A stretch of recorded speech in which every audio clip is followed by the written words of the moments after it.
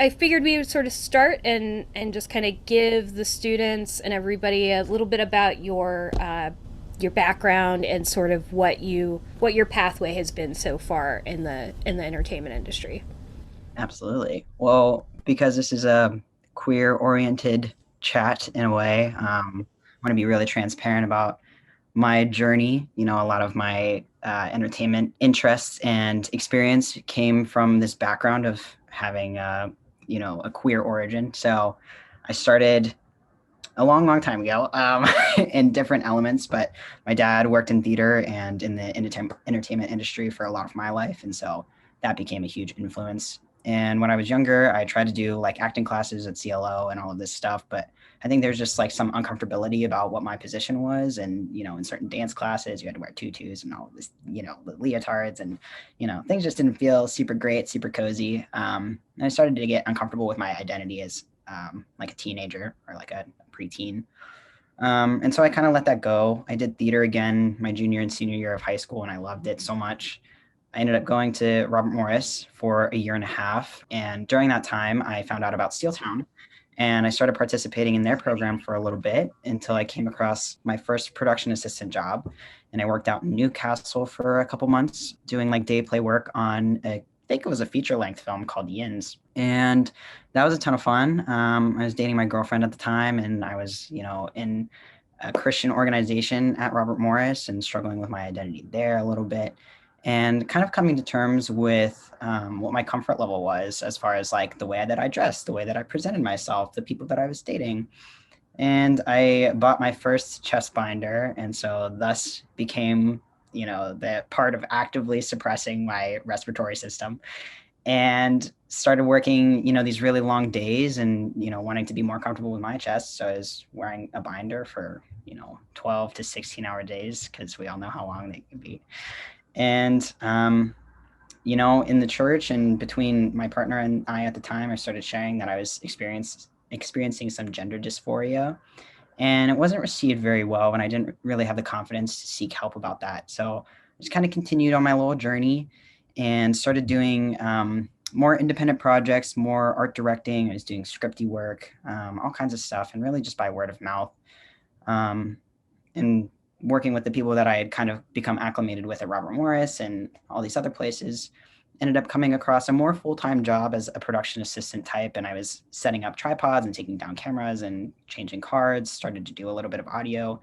And that was for quite a bit of time. And around that time, I actually dropped out of school because I was more interested in going to these film sets and pursuing that than going to class, and much to my grades' detriment. So I dropped out of school. And shortly after that, I think within the year, this woman at my church introduced me to her daughter and said that she was looking for a shop person in New York, someone to come in and clean the shop, dust up the hallways, things like that. And I was like, oh, okay, cool. Yeah, I'd love to meet her. And she came to town and we sat down for a little bit, talked for about an hour. And I'd been working on some projects and was sharing that with her. And she was sharing the projects that they had worked on. And I was like, oh, yeah, that's really cool. You guys do a lot of big shows. Like these are all big names that I recognize. And so she was like, yeah, you should totally come out and visit sometime. And I was like, yeah, I'll come visit, because sometimes we think those conversations are going to go really well and they sound really perspective and they go nowhere.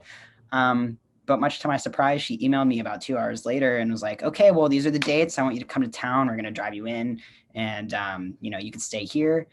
And I think less than a month later, I was in New York and they were showing me around Brooklyn, their shop. That week we did the NBA awards, and I was really just like following them like a little puppy.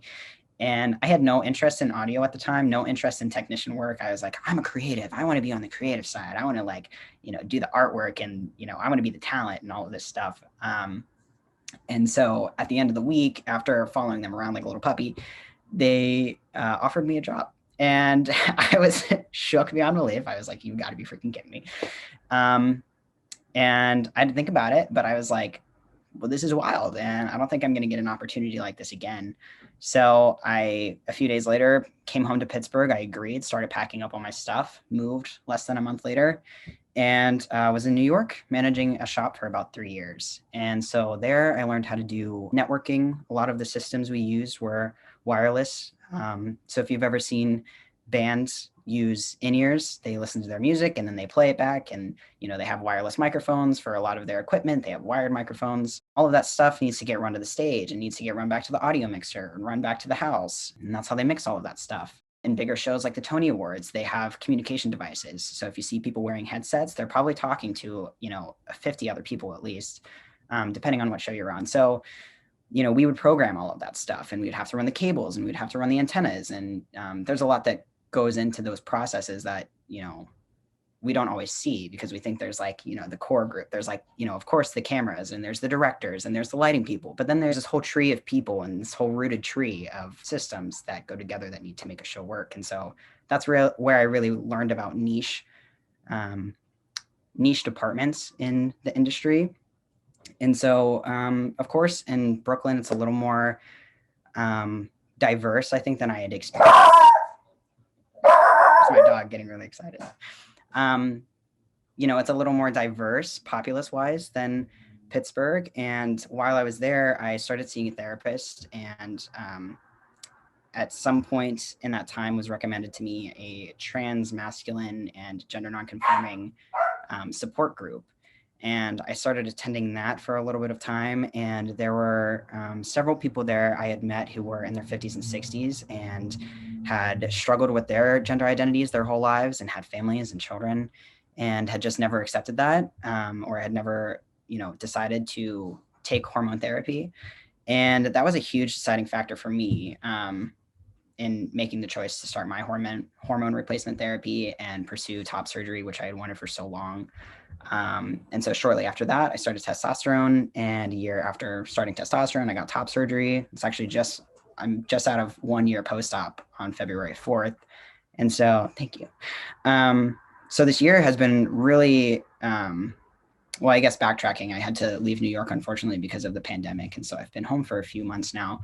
But this whole past year has been really revolutionary in understanding how important it is to be comfortable in your body, and not having to wear a binder for 12 to 16-hour days now when I'm on, these really long shoots for really long periods of time, like 70 to 80-hour work weeks at least. It's really nice to be comfortable, and it's really nice to go out in the summer heat and be working in the sun and not have to worry about, breathing restrictions and all of that stuff. But really my identity is interlaced in all of the experiences that I had from New York and prior to that, because they shaped the connections that I made, and, really made it a more fruitful experience as far as just having a compassion for what other people were going through. And it's one of the biggest things in this industry, is being able to network yourself and really just be a good person to work with. And so I really think my queer identity was tied into that. What are some specific challenges in being an audio technician? And how can somebody become better at doing audio work? I think it's really wild to now step back and understand how many elements there are to audio. When I was in Pittsburgh working as a production assistant and in the art departments, one of the reasons I was so turned off by audio is because I was like, wow, that sounds like a terrible job. You just have to hold a microphone over your head this whole time. Like, my arms are going to hurt. That sounds so heavy. It's terrible. And then when you diversify your understanding of how much there is to do in audio, it's easier to pinpoint what your actual interests are. So you don't have to be the person holding the boom microphone. You don't have to be the person mixing the audio. There is a job for someone in certain television shows to just pin microphones on talent and nothing else. I shouldn't say nothing else. They'll program microphones, and that's a lot of tech work. But, not as much as the creative, turning dials and, mixing the console and all of that stuff. So as far as, understanding what to do in audio, it's really understanding what you don't want to do. So if you're looking at someone holding a boom microphone and you're like, I don't want to do that, there's another job for you if that is of interest. As far as, participating in technical webinars and things like that, depending on what you want to go into, I should say, Shure, SHURE, has some really good resources. I mean, like, now, if any, is the time to take advantage of the free webinars and the free classes that some of these people are providing because of the pandemic. I've seen a lot of new learning resources because people weren't able to go to conferences and meet in person and have these training webinars. And so, these training sessions. And so many people have come home and resorted to doing online learning. So Shure, Shure, and Sennheiser, my communications department would involve like Riedel and I guess like Free Speak and ClearCom and all of these people. They've put out a lot of resources on how to program wireless microphones and how to mic up a talent and how to use a microphone and what the dynamic patterns are. So I highly recommend going to some of those big name dealers and saying, what do I want to learn? And, what is going to be the most fruitful in the career path that I'm going towards. I just want to give a little attention to the chat because you got some love from Meg and Paul. It said happy anniversary, and Sophie, our student, who said she's so happy for you. So yeah, I want to come back to you're talking about having all of these different niche departments and all these very specific jobs, and you really segued nicely into that, talking about audio, and I think that's so important. I'm always telling our students that, but I feel like it's better coming from somebody else. So yeah, talk a little bit about that. I mean, not just audio, right? It's like literally everything you could think of, there's a job for it somewhere on set. That's what I always say. Yeah, I mean, like you name it, there is something to do in the entertainment industry for you. Like if you like accounting, there's obviously an accounting department in the entertainment industry, and specifically one person that just crunches numbers, specifically one person that just buys all the equipment. So if you're like, wow, I love to buy stuff, there's a job for you out there. In the technical world, I mean, just like herds and herds of branches of things to do. And I have always appreciated being a jack of all trades, but it's also really nice to be a master of one. And in New York, there are a lot of masters of one thing. So specifically communications people, just because I'm sticking to what I know, there are people who just specifically do the technician work on audio communication devices. And that requires a lot of programming, and it requires intimately knowing a system, because obviously all people and all jobs are required to make the show go smoothly. But one of the things that always like struck the fear of God into me was that if the communication devices go down, nobody can talk to each other. So, an analogy my boss always used was like, if there's a fire, if, God forbid there's some emergency and the director can't talk to the cameras, or, people can't talk to each other to tell each other to get out, here are the instructions. We're going to cut the cameras. This is what we're going to do. It's just a frenzy. Nobody knows what's going, you can't just be left in the dark in a situation like that. So we always had backup batteries. We always had 20 extra microphones. We always had, 500 windscreens on site to make sure that, everything was ready to go in case we needed that backup plan. And so highly recommend not only having spares upon spares of things, but I guess in the niche department, just like understanding your craft. So I mean, what else is there? There are people who just design the blueprints for stages. So like, for example, we would work on a lot of ABC shows, and there was one person who just sat there most of the day and would tell you on the grid where you were to hang your speakers and where you're going to hang your lights and where, the stage is going to go, because we have to navigate around all of that. There are people who just hang the speakers, and people who just, rig things to the truss, and people who just hang the truss. So a lot of little niche departments. You had mentioned before, when you first got into this, wanting to be the talent. And I know we have some of our students who love being in front of the camera. And even sometimes we have students come to us that are like, I want to be on camera, but I understand the value of understanding what's going on behind the camera, which is why I'm here. So it's some students we have, they're like, I'm here to only be behind the camera. I'm here because that's where I want to be. Don't ask me to be in front of the camera, please. So we have both sides of it, but I'd love to hear a little bit about that like journey for you, as far as starting in this industry, thinking that was something that you were more interested in, and then, sort of ending up on the path that you did, and really finding like a sort of a new passion in that space.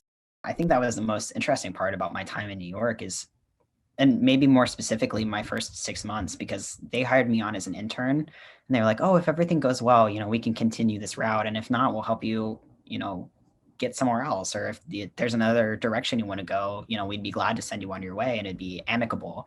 And over time, I just shockingly ended up loving it.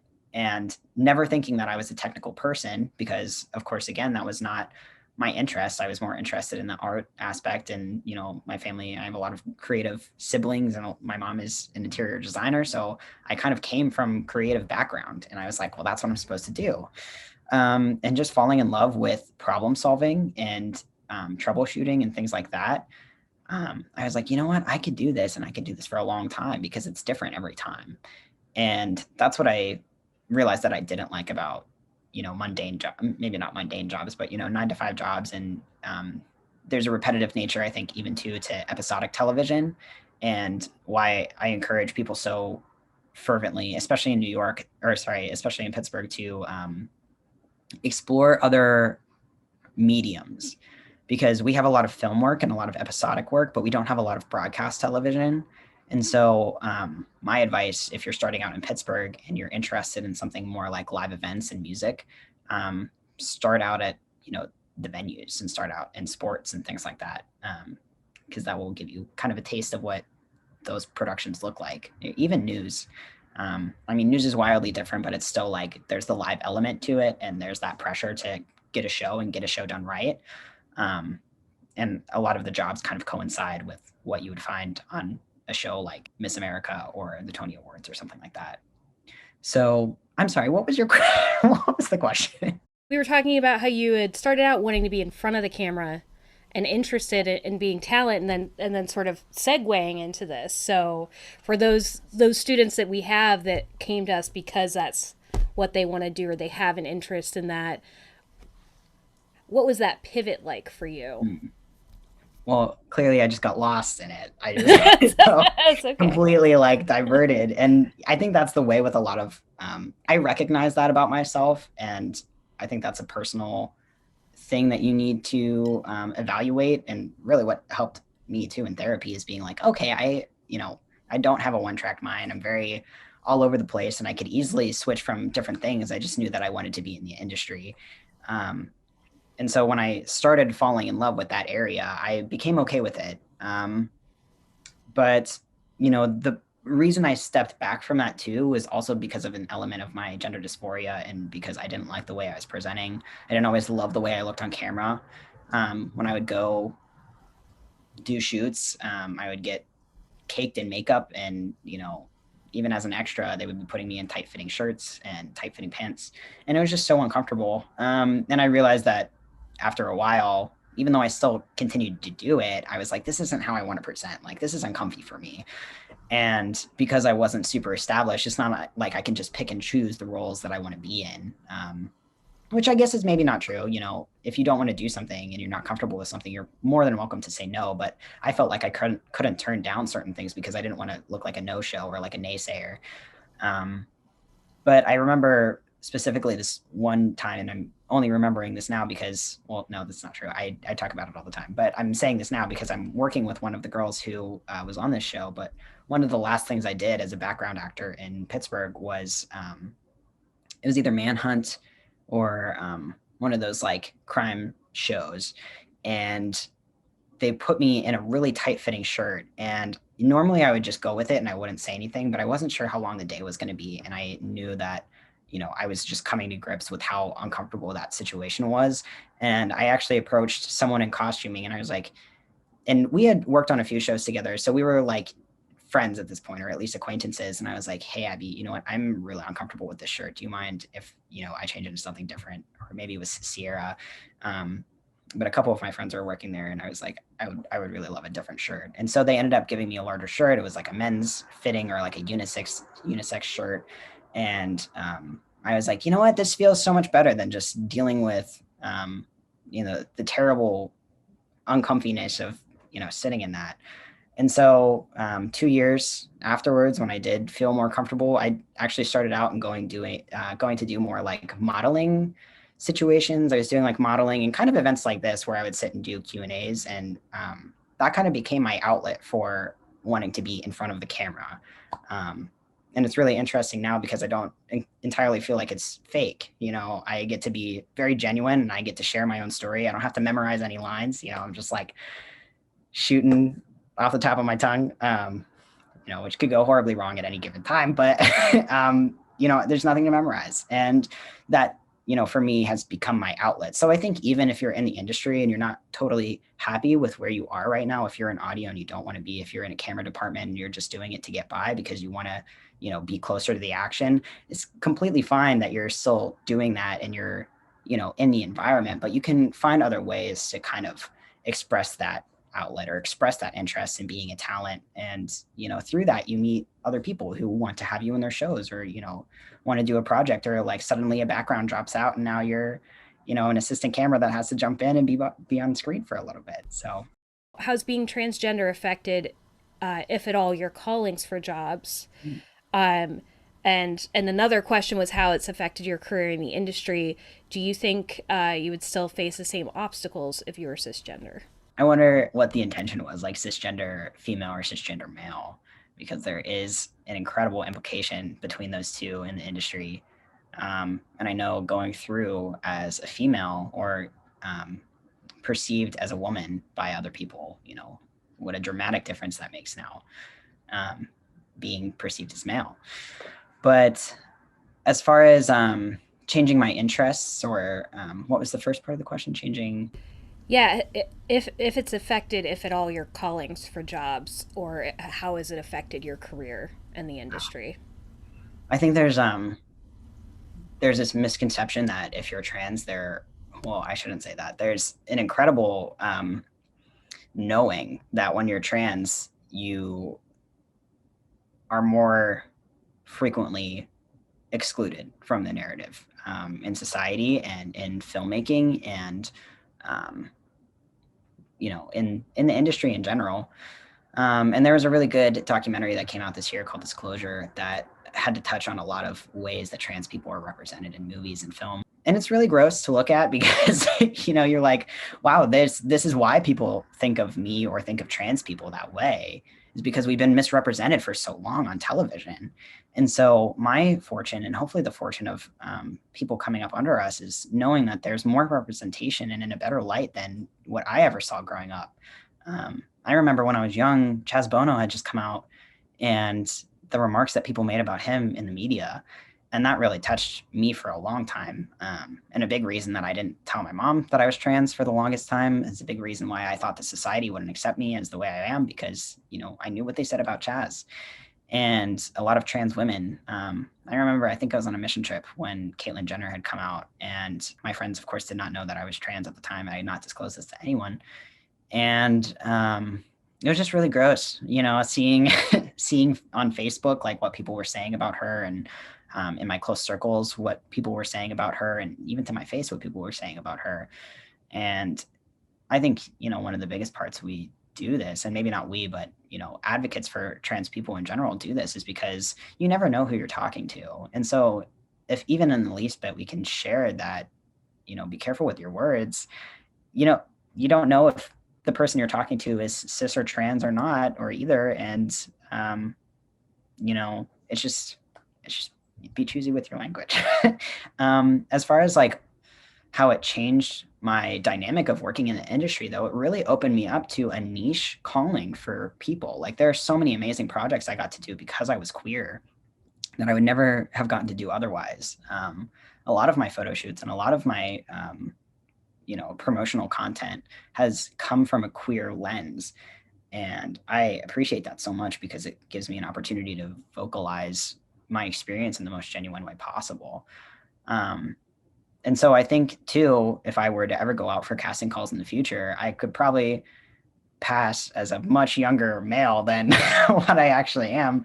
So, I'm grateful for that, too. This one time I was driving a truck in New York and I had to pull into this valet service, and they thought I wasn't old enough to be driving. And I was like, I'm 23 years old. So it's a good problem to have. Yeah, I'm like, I hope that's a good problem. Luckily, over the past year or so, I don't get carded as much anymore or things like that. So I guess I'm looking mildly older. But it did change the directive that I wanted to go in, and really made me interested in doing more advocacy projects, just because I know that experience is something that so many people share and not a lot of people want to talk about. What was the best experience or your favorite project to work on? I did this Hinge Pride prom campaign it was with Jonathan Van Ness. And so I got to meet them in passing while we were doing that shoot. And I was like so enthralled because I love Queer Eye like nobody's business. And JVN was my favorite. So I was super stoked about that. And then a second project I did was called The Real Catwalk. And this person named Christiana is a model and I guess now modeling for Playboy and like doing all of these really cool shoots, American Eagle and all of this stuff. And I'm like, yes. But she organized this project like years ago for plus size models. And I mean, there's no average body type. So just like, a variety body type catwalk. And so they actually strutted across the Brooklyn Bridge like just in their underwear. And it was such a cool project because there are people who don't want to cast people who they consider to be overweight or less than average size. And it kind of spiraled from there. She ended up doing a photo shoot with trans women, and it was just like beautiful ball gowns and just like glam looks. And so I think one of my friends approached her at the time and said, why don't we do this for trans men? Or why don't we do this for, the trans masc community? And so it did become like a trans masc gender nonconforming shoot. And I met a lot of my really good friends there and we had so much fun on that. That is so cool. So now wait, just to clarify, now were you in front of the camera for that one? I was in front of the camera for Oh, that one very in the cool. The film industry is known for its gender equality issues. Mm. So how, if at all, has that affected you as a trans non-binary filmmaker?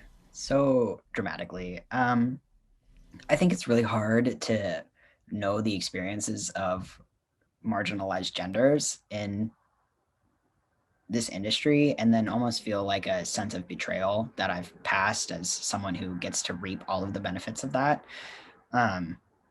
And it's just been a really interesting juxtaposition of, trying to navigate what that means and how I can actually put a leg up for people who are systematically marginalized. I think, of course, when I was presenting as a woman or people perceived me as a woman, I was more prone to getting hit on, more prone to being questioned about, my knowledge and my experience and all of these things. I mean, for the most part, the people I worked with in New York were very generous to me and very kind to me, but I also completely credit that to the fact that my second boss was female or presented femme and was just the biggest badass in the world. So she didn't take anything from anyone, and because I worked under her, I think she really set the ground for how people were going to treat me.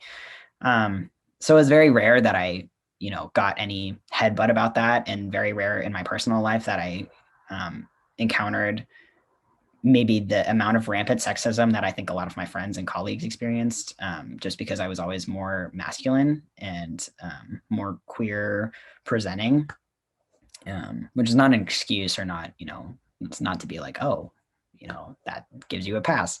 But, I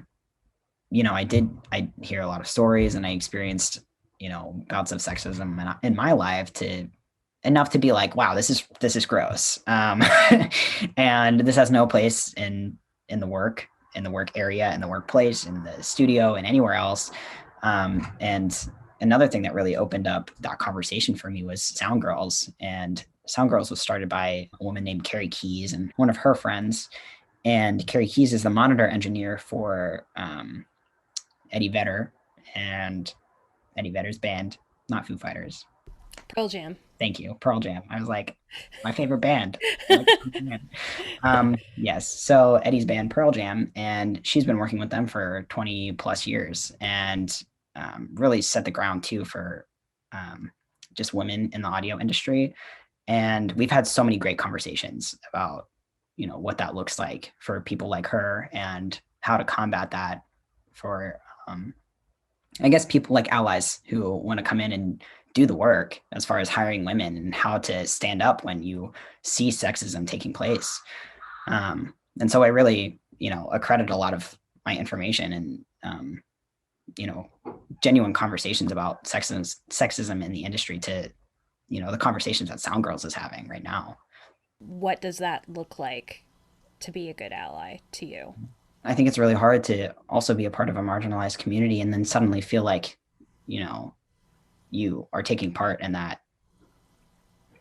patriarchy, and I think so often it's hard for me because if you meet me for the first time and you don't know that I'm trans, it's very easy for women to be intimidated by me, or think that I'm trying to talk to them because some other alternate reason. And really, I just want to be your friend. I just want to ask you a question about the audio. I just want, I'm trying to link up this stage patch and I just need you to tell me where I'm going. So I think it's really hard because I never received that kind of that wall, when I was a woman in the industry. And now it's like, of course I understand why that's there. And of course I understand why, there's a guard up for women when they're working, especially, but it's like, okay, now I have to actively be an ally. I can't take that personally. I'm very much aware of how that is. And so it's like, once we start having those conversations about, what we can do to make the industry better for gender nonconforming people and for women, it's kind of in sync. Because there's no reason why you should be treated differently or get denied a job for the way you look or the way you present or anything like that. I'm curious if you ever witnessed any kind of that sort of sexism that's present because you're assumed to be, a cisgender male, and so you get in that circle of those conversations. Have you ever been witness to anything? Luckily, most of the more disgusting bouts of sexism were not in the workplace. Thank God. I mean, I shouldn't say thank God, it's still really gross, but that anyone has to be subjected to hearing that kind of BS. But I recently had an experience of doing my first show where nobody knew that I was trans, because in my 3 years working in New York, I worked with a lot of the same people. So even after I had started taking hormones, people still address me with she, her pronouns because they didn't know any better and I didn't correct them. So when I came home to Pittsburgh and, I'm 3 years out of the city, and people don't know me because I haven't worked here in so long, this is a new crowd of people. And the person who had hired me on had known me for years, but we had actually not worked together before. And was just like the sweetest person, but she was like, "Oh my God, you're back. Yeah, come join us." So we did this show and nobody else on the crew was aware that I was trans. So there was a director who was a woman and, most of the crew, it was a small crew, but they were primarily male. And at one point she was talking about how she could teach us so much about periods and just like look me dead in the eye. And I was like, oh my God, if you knew what I knew about periods, like what I had to do to not have one anymore, like the years that I spent grieving over that every month. And it was just like so subtle because for her, it didn't, it was just like the implication that she knew that I was cis and that I had no idea what that meant to go through that experience. And really, it was so strange for me because it felt like an erasure of my identity without being insulting, without being like innately sexist. It was just the matter of not knowing. And so I think that's the problem that we all encounter when we assume what someone else goes through, in any situation, whether their gender identity or their medical history or anything like that. You don't know. And so, of course, it wasn't meant to be evil or malicious in any way, shape, or form, but it was, it wasn't innately sexist and it wasn't innately, targeting me or transphobic or anything like that. But it was just like, is a slight erasure of what you don't know about a person. And so, it's not been too long that I've had those experiences of people not knowing that I'm trans just because, I'm either very open about it or I've worked with the same people and they are aware, but like, that's been one of the most poignant things that's happened to me this year. I'm a little embarrassed to say that I would have thought it would have played on the other side. Like Right. I was expecting for some juicy anecdote about how these guys like made some kind of bro joke that was like really, but no, the other side. Interesting. There actually was, and I'm really trying not to disclose anything about this show or anyone on it because this has nothing to do with them. And of course I don't want to lose my future jobs, but there was someone at some point over the past year who, did not know I was trans and was saying some transphobic things rather than sexist things. There's, in transphobia, there's always a tinge of like sexism, race, like laced in there. But, I won't disclose too much about that conversation, that engagement, but it was, No pressure. yeah, that was also pretty rough. Yeah. Have you found like a queer community within like the film community, or like has that been hard, or like what has that process been like for you? I think it's been really hard for me being home in general. Pittsburgh is home for me. I grew up here, and a lot of my friends were from the Christian community and from the film community, and so it was already kind of a severance from my queerness for a lot of reasons. And so being back here and having that broken string has been kind of isolating, you know, because you share so much of that with your siblings. And, you know, when you have such a disconnect and you're not able to share your experiences or be like, oh, it's so hard to pick up my testosterone this week, or oh, like, you know, do you guys have any more needles? Like, I'm completely out. Just like all of these things that are so normal for us in that environment, and to not have that here has been strange. There are some groups, and, you know, namely from the Sound Girls community, of like queer people in audio, queer people in film, queer people here. Of course, this pandemic has been hard for me because I very much love to meet in person. You know, I love coffee dates and I love meetups and things like that. And so I think that's made it more difficult for me to participate in things like Zoom meetings and, you know, Zoom like happy hours and things like that. Just because, you know, that's not exactly my vibe all the time. But I think and I hope there are conversations going on around that. And I'm sure that there are groups doing that now, whether in Pittsburgh or elsewhere. In Pittsburgh, I haven't found it. So that's a lie. There is something that actually my friend referred me to recently, which I think is called queer. It's like a media organization, and I knew about them before I moved because they did a film festival. Was this Real Q? Thank you. Yes. It's Real Q. Yes, actually, Meg is involved, and we've been involved. Steeltown's been involved with them for a few years now. Yeah, so I can make all the connections for you. Yeah. Yes, they're the best. Thank you for filling my brain gap. So they were doing a film festival before I left, or while I was at Robert Morris for some bit of time. And now that I've been back, some of my friends, of course, know that I am queer, of course, know that I'm in the industry. And so they were like, oh, you need to connect with all of these people. They're doing queer things and they're doing movie things. And I'm like, great, that's amazing. So Real Q. They're here and they're awesome to have around, but it seems like a lot of the support, I've seen a lot more support for the youth, like the younger community, which is, again, amazing. And that's kind of where it needs to start. So I'm glad to see that and see that growing. But yeah, not as much, it feels like, beyond youth programming, that I hope that it enriches over time. I think the city is getting there. I feel like we're at a good place to grow from here. Good. I hope so. And honestly, if anyone has any recommendations for me, it's, you know, I want to know where the queer spots are in Pittsburgh. I want to know where the gay bars are and the gay meetups are and the gay film people. Like, you know, send them on my way because I don't know where they are. Did you have a spark of inspiration for your future, or did you always know the course that you wanted to go? I think we can have a broad idea of what we want to do. And going back to my kind of ADHD brain, where, you know, I'll have an idea set in place. I've been looking at some old projects that I was working on before I left for New York. And there was a production company that I was starting around the time that I had slated to do all of these other things.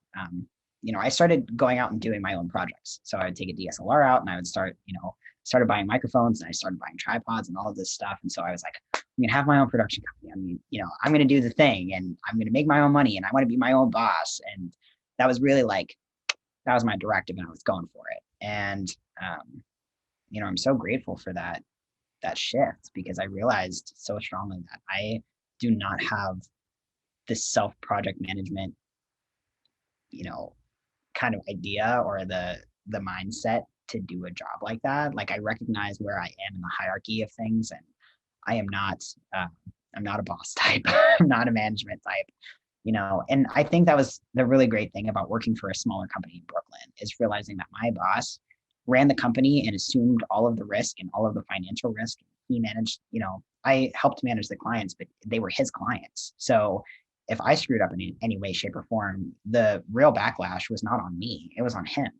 And so, of course, there's a lot of responsibility because I don't want to let him down, and I want to do well, and I want to do well by the company. But really, if something bad happened, I did not front the brunt of, that backlash. And so I think when you're looking to the future, the experiences you have as a child and in school, and getting into the film industry and just checking out every possible avenue you could possibly can, if you have no idea what you want to do, is so important. Because again, it's like, what don't I want to do? And you have so long to figure it out. I've just come to accept the fact that I will probably be working my whole entire life. And I've come to be okay with that. But I took the biggest lesson from my dad's friend, and they worked together on Mr. Rogers so long ago. And that's how they became friends, and eventually how I became friends with her. And over time, hearing her story, she just did all of the things that she loved. She worked at Kaufman's and she was a window dresser. She worked at Mr. Rogers and she did art projects. She did sketches and artistry for the Pittsburgh Post-Gazette for many, many years. And so I was always so awed by her because she was so freaking cool. And she just always is doing the things that she wants to do. And she's not going to accept anything less. One time I was talking to her and we had just had dinner at my dad's house. And at this point, I think she's like 70. If not 70, she's in her late 60s and she doesn't look a day over 40. I don't know how she does it, but I was like, oh, where are you going? Where are you off to next? And she was like, oh, I'm going to go bowling in Shenley Park. And I was like, you are cooler than I am. Like, hangs out with her friends all the time, does all this really cool stuff, goes swing dancing with her like 12-year-old niece. She's just like so cool. And so, one of the things I've had to come to accept, and actually we were talking about this on the phone call, of like choosing which job to go to. I had a really hard decision to make this past week of choosing a job that was 7 months long or choosing a job that was 2 months long. And ultimately, I chose the job that was 2 months long because I knew that I was going to be more satisfied at that job. And it reminded me of the reason I got into this industry at all. And it's because I love what I do. And it's, there are a lot of things I don't settle for anymore. I worked a lot of retail jobs. I worked a lot of restaurant jobs. And I was like, you know what? I don't want to do that anymore. And I'm not taking a job that's anything but doing something in the film industry. And so, you can have a directive, and, if you're the person that's hard-headed and you're like, I'm going to do this, that, and the other thing, study and make it happen and do this, that, and the other thing. But if you're someone who's like, I don't really know what I want to do yet, do everything. What were some hardships that you faced and how did you overcome them? Being a freelancer now, or going back to being a freelancer, is one of the biggest difficulties of working in this industry. It's the uncertainty of what we do. She doesn't like being locked in here. It's the uncertainty of what we do all of the time. It's like, if I leave this job, am I going to get another one right after this? If I don't take this full-time job if I'm looking at a full-time job that's offering me this, that, and health insurance and all of these other things, but I'm also looking at this, 2, 3, 4 month Netflix job that I'm going to be really happy at for 2, 3, 4 months. It's really the ebb and flow of, where you are in life, and having to decide between the best option for you at the time. And so what seems to be a reoccurring factor in my life, and what people I love have been telling me as I've gone through these really important decisions, are make the best decision that you can make with the information that you're given at the time. And so with the information that I was given at the time, I had chosen a 7-month job, and I was juggling between 2 jobs, and I had both led them to believe that I was fully on board for both of them. And it's 9:30 p.m. on a Monday night, and I have a 7 a.m. call time at both of these jobs, and now I have to make a decision. And it's terrible because both of these people who really brought me onto this job are my friends, or, we've worked together before, and that's why they referred me for this job. And that's why, I'm set up to come in tomorrow at 7 a.m. And so you don't want to let anyone down, but you're also like, okay, but this is also my life, and I have to be satisfied with the decision that I'm making. And so 9:30 p.m., I woefully drafted a text to my one friend, and I was like, I am really sorry, but this is just not going to work out right now. And I have to go with my gut. And, I had to accept another job offer. I really appreciate you thinking of me. I am so down to do a project with you some other time, but, please know that it's just not going to work out right now. And I think, as I've been having that conversation with people and as I've been, kind of venting about it, because it was a huge, tumultuous decision that I had to make that was like anxiety inducing. There were beads of sweat running down my face, like potential tears at like 3 a.m. It was like, okay, well, what have I done? Have I made the right decision? And really it was like, I say this lightly, but I think I mean it because I'm saying it. But I think genuinely you can leave anything professionally. No matter how short amount of time you give them as far as a leaves notice, and how heated you might be over leaving the situation. I think if you just take a few moments and sit down and simmer down a little bit, and you're like, okay, how do I make the most rational and amicable decision for both of us? You can draft a very professional, very kind email or text or whatever, however you're communicating, and be like, I am really sorry.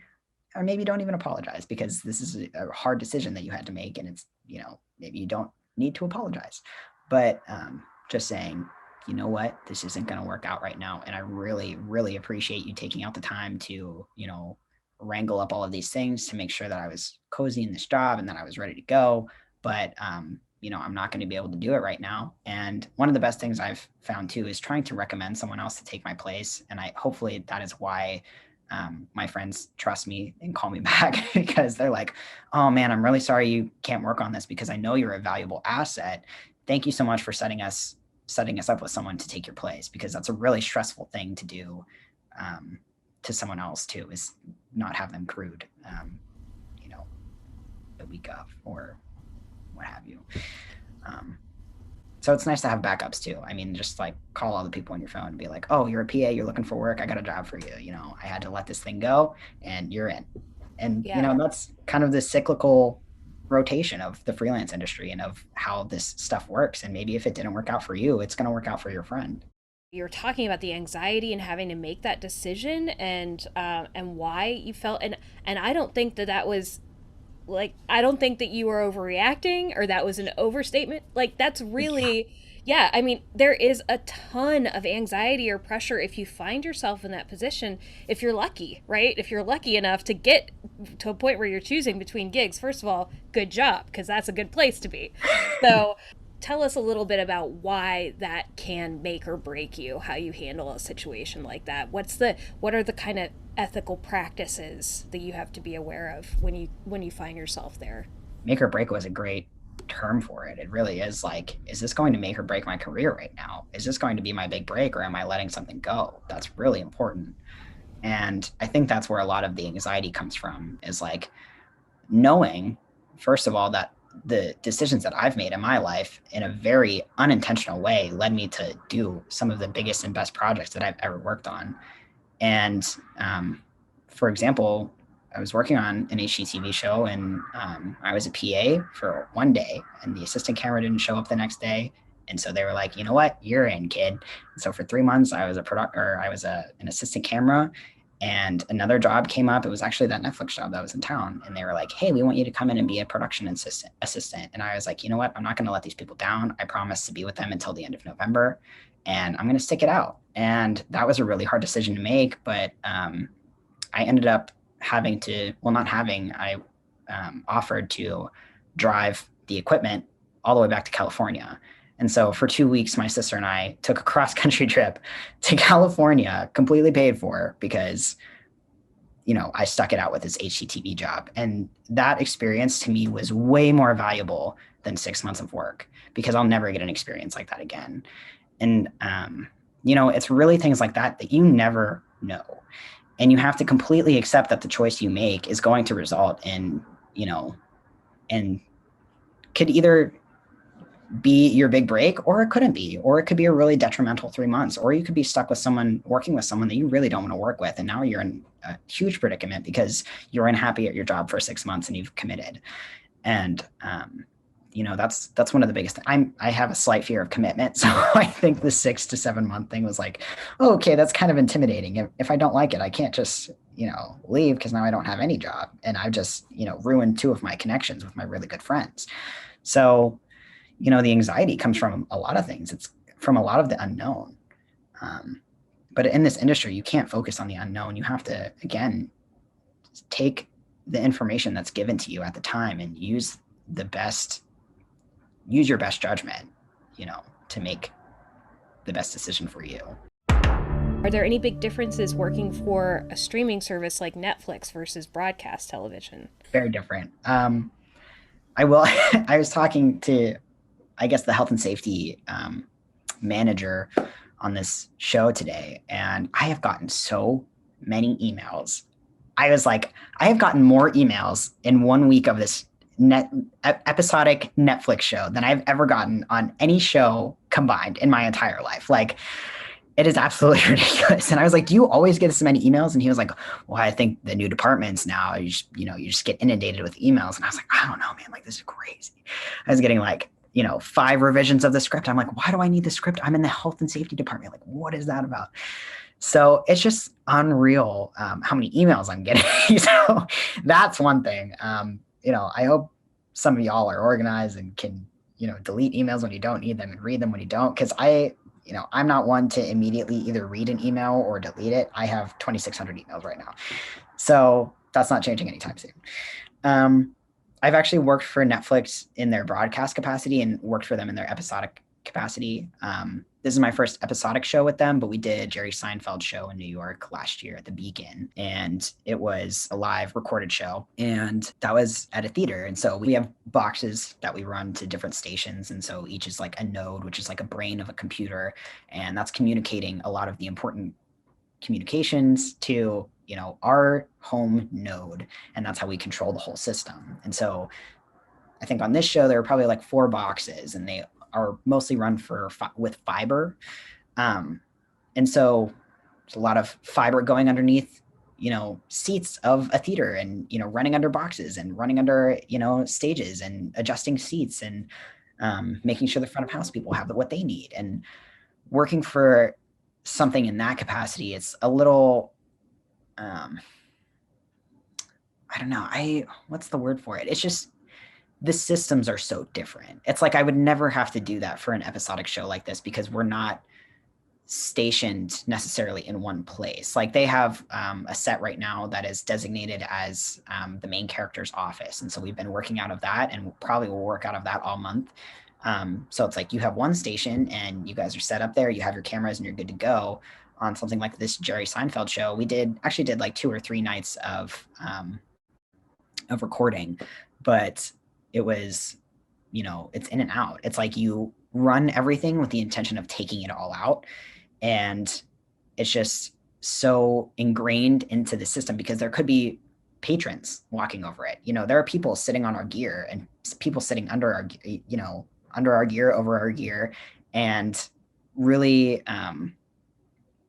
it's so fascinating. I mean, like, I'm trying to find the best way to describe it, but it's just so different. The communication systems are different. There are not walkie-talkies. It's like, brains of a computer that cost more than probably my house and my car and everything else combined. It's, 500 different departments. The jobs are wildly different. It's like there's a teleprompter, and there are, different kinds of lights, because it's a stage production, and, the camera has to figure out a way to make a theater, like theatrical light, look good on camera. The call times are different, the days are different, the hours can be, longer because you're doing night shows.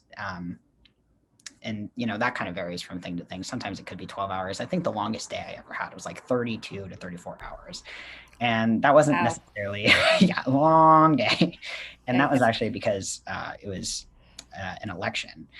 And you don't know when they're going to call an election. So, we were working on, I think, 2 or 3 shows. And so it wasn't only this ABC broadcast or CBS or whatever, whoever's broadcast we were doing. It was like that broadcast. And I think like the Puppy Bowl was going on and then something else was going on. So it's like, now I'm doing 2, 3 shows, managing 2, 3 clients. And, we don't sleep because news does not sleep.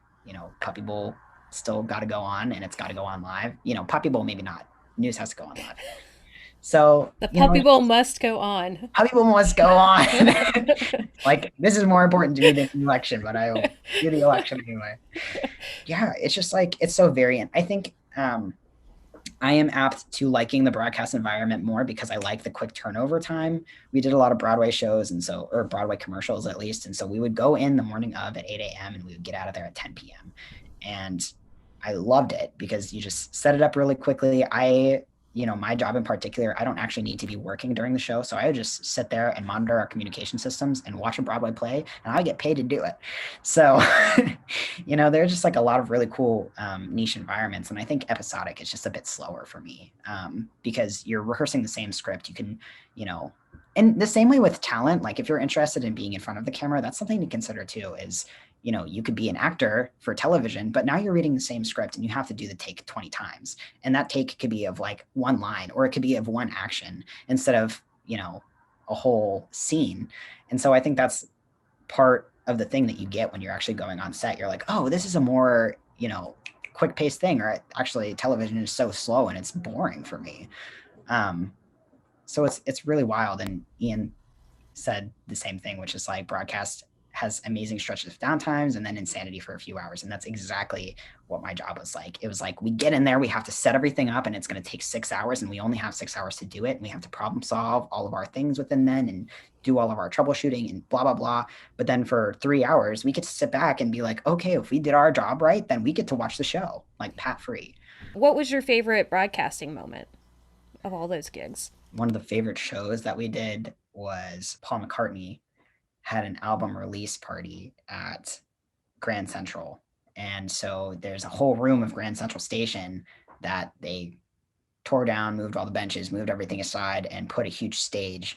And so many celebrities, like ridiculous amounts of celebrities and like television hosts and all of this stuff were there, and set up a stage and was really beautifully lit. And Paul McCartney did a show like in the middle of Grand Central Station for his album release. And I am a very, very amateur guitar player, but Blackbird is like one that I try to storm out here and there. And I'm not very good at it. A lot of mistakes are made, but he played it and messed it up. And then he was like, all right, let me start over. Played it again, messed it up. Third time's the charm, did it right. But I was like, man, if Paul McCartney can mess up Blackbird, I can mess up Blackbird. So one of my favorite shows. Yeah, you can apply that. You can apply that to everything in life, right? Exactly. If Paul McCartney can't nail the one thing he's supposed to be able to nail, then like I get a pass. Yeah. This is sort of unrelated, but to pivot back to the Netflix show, can you talk about like what your role is, or what? I don't know how much you can talk about, but can you talk about like what your role is on that show and how it's kind of like a new frontier in that regard? Yeah. Well, Ian and I were talking about before we started recording is that there is such an interesting influx in the entertainment industry right now of complete green employees.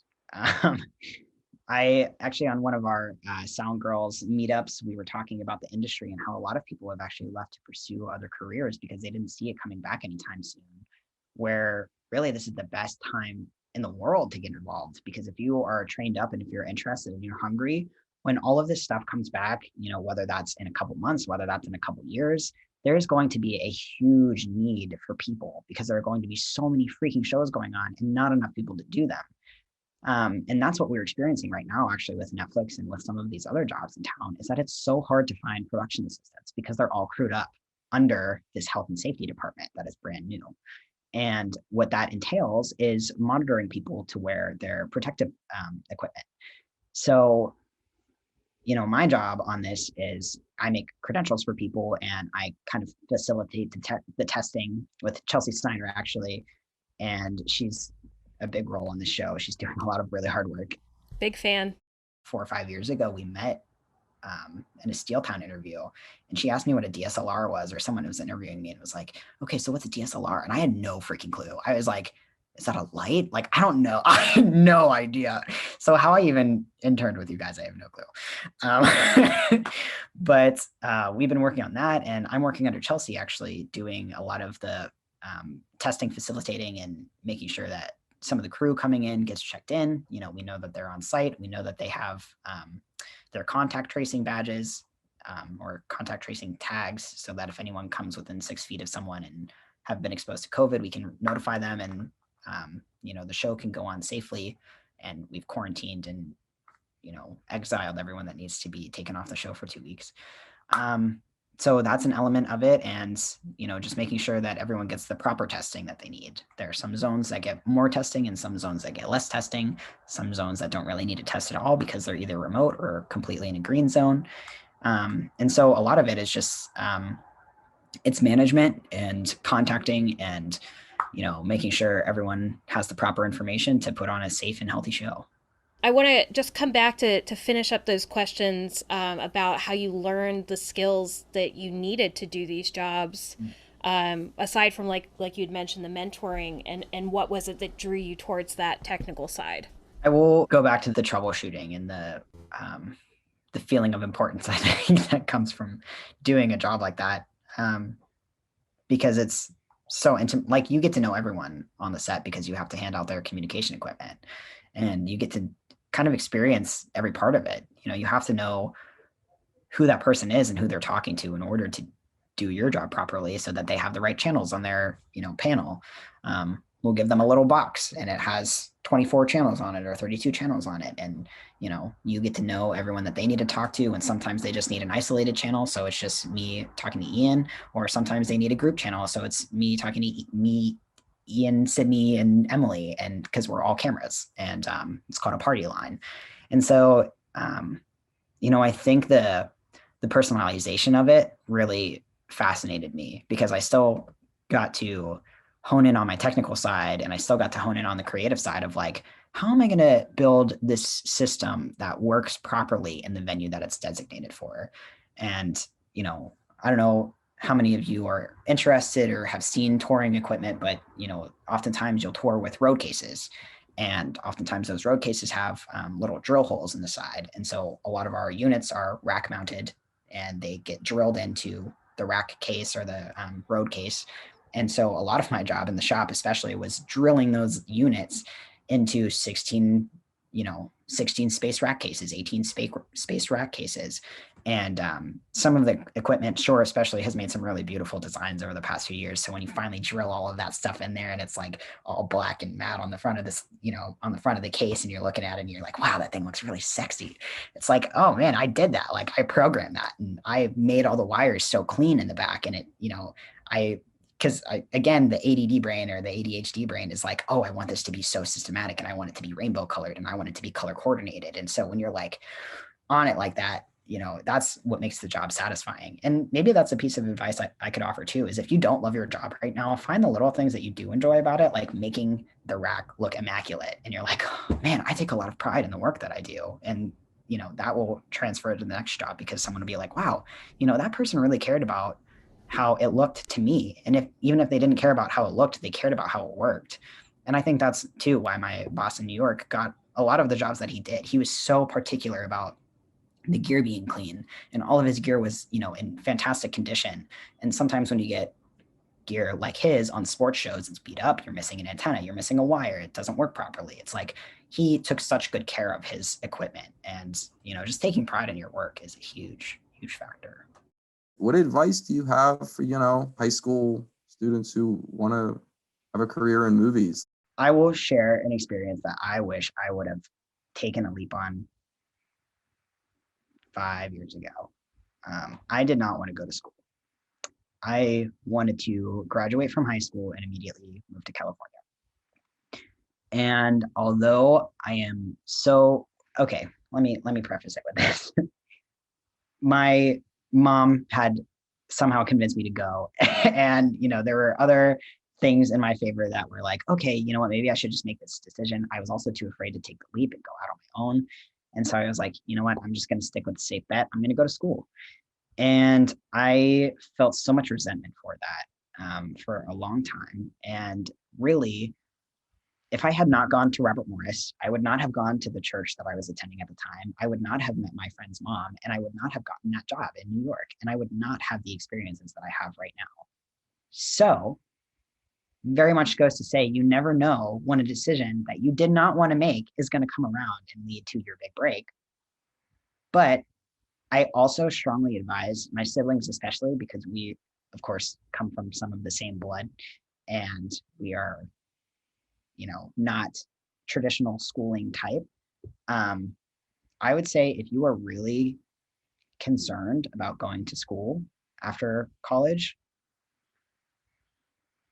do some other stuff first, or do some stuff after high school, or on the weekends, if you know your friend or someone in the industry is out shooting on a show, or you have a long weekend to go to California, or go to New York, or have the opportunity to shadow someone, do that stuff first. I see a lot of my friends, even not in this industry, but in teaching jobs, in accounting jobs, in marketing jobs, have graduated 2, 4, 6-year degrees, and not only cannot find a job in the field that they graduated from, but hate it, if they are in that career. And that breaks my heart more than anything, because I care so much about my friends doing what they love. And you spend so much of your life at work, especially for us. Like, find out now that you don't like the entertainment industry, because when you get in it, and when you are in it, you will be working 70 hours a week, 40 to 60 to 80 hours a week. And this is not the career to be in if you hate your job. And that's kind of a harsh reality that obviously you can always change your course. And it's happened for me. It will probably happen again. I would love to go back to doing audio and wireless for broadcasts. And I would love, right now my objective is to go back and do those huge award shows and do, I want to be at, the Video Music Awards. I want to be at the Tony Awards again. I want to be at all of these big shows, but, that's my directive right now, but I realize it could change, and your life changes at any time for circumstances in or out of your control. But do what you can right now to experience what you're interested in, because you might get there and realize that you don't. I would love if you had any advice specific to people who are, getting ready to start in an industry as a person that identifies as LGBTQIA+, if there's any inspirational advice that you could give. I mean, what better advice than good luck? Really, honestly and genuinely, it is such a pleasure to have such a unique experience, not only in the entertainment industry, but in life. And you're going to be so enriched for sharing your truth. And I just hope and pray with all of my heart that you have the ability to, live that someday. If you're going through something and you feel like you can't be true to who you are, that time will come for you. And, I'm hoping that the industry and everyone else in your life is going to make space for that, because, that's what I'm here to do. I hope to create a world and an environment where people can share and be true to themselves and not have to worry about losing their job over it, not have to worry about being discriminated against because of it, and it's not even in film and television. It's like seeing someone at the mall and, being extra courteous to them, because that person has probably received some backlash about the way that they dress. So be like, hey, I really love your scarf, or I love those heels. Like, good for you for pulling that off. Like, just be extra super kind to everyone, because you have no idea what is going on in their lives. So be kind. Good luck. Let me know if you need anything. I really, I hope and try to do my best to make connections with people, because so many people did that for me. And that's what I loved about Steeltown. Carrie Collins Zankovich, she did that for me. Ian's done that for me. So many people in this community, in this industry, in New York and beyond have done that for me. And so I hope that I can do that for someone someday. And so if any of you have questions outside of this about the industry, about transness, queerness, having a small dog, like, I don't know, being broke at some points and eating ramen and like, you know, sniffing stuff off the floor, and then like being able to go to New York and eating all the best food in the world. Like I got range. So if you have questions, let me know. I'll try to help you. If I can't, I'll hopefully refer you to someone who can.